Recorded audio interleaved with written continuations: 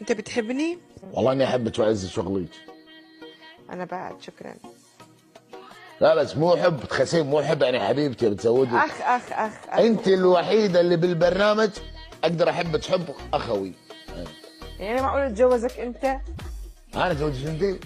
مثلا يعني انا اتجوزك انت؟ مجنون انت صح؟ تخيل على وجه هذا انا اتزوجك انت. لا تخيل انت على صنعتك انا اخذك. هو الزواج تا هو الزواج على الوجه، يا ريت. الزواجك هذا ابي نكته، قولي نكته. نكتي وسخة تستحمل؟ شنو؟ نكتي للكبار فقط. ايس كريم طاحت من الطابق ال16، شو كانت تقول؟ شو تقول؟ الحسوني. ملاحي اي لاف يو، الى اللقاء. بقول لك في الخاص قلة الادب.